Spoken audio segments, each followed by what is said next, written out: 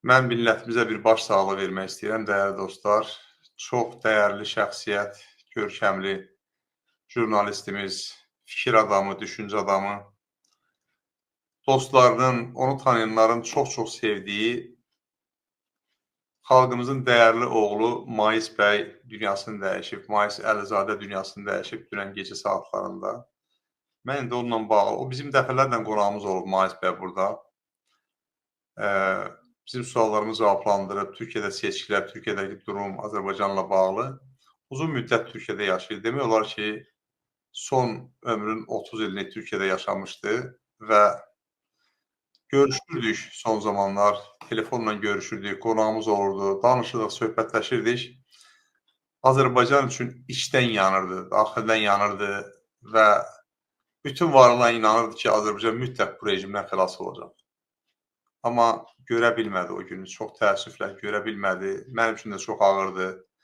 Bayaq mən zəng elədim oğlu Toğrula, Toğrula başsağlığı verdim və təbii ki, ağırdı bir dost itirmək, bir ata itirmək.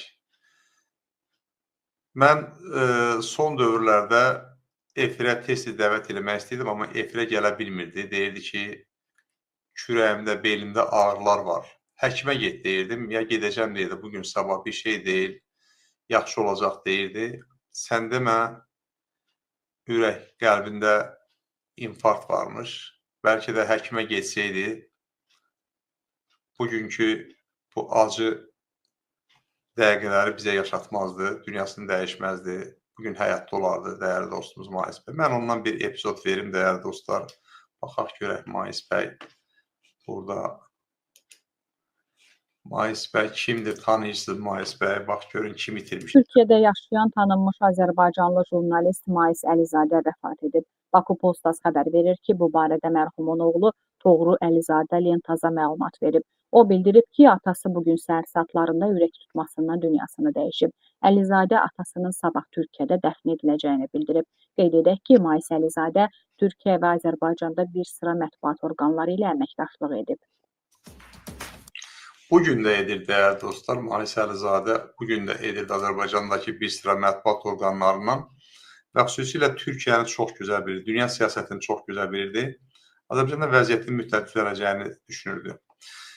Bilal bəy, sizi də çox xoş gördük. Dəyərli Bilal bəy, bizim efirimizdə sizi görməklə çox şadam. Çox sağ olun. Bəli, dəyərli dostlar, Mais bəyin itkisindən mən çox üzülmüşəm, çox üzgünəm və onu tanıyanlara, qohumlarına, oğlu Toğrula başsağlığı verirəm və tale bir də xalqımıza, millətimizə belə acı dəqiqələr yaşatmasın, dəyərli dostlar. Nə olar ki, sözə baxardı, həkimə gedərdi, adam bilirsiniz, vətən üçün canından keçmək, bax buna deyirlər. Həqiqətən də vətən üçün canından keçməkdən ötürü mütləq əlinə silah alıb gedib düşmənlə döyüşmək lazımdır. Bu da onun bir döyüş üslubuydu. Bu da Mais bəyin bir döyüş üslubuydu, döyüşürdü. Bu da bütün varlığından döyüşürdü və döyüşü də qələmi ilə idi. Qələmi ilə döyüşərək xalqına xidmət edib Mais Əlizadə. Allah rəhmət eləsin. Son qəmimiz olsun.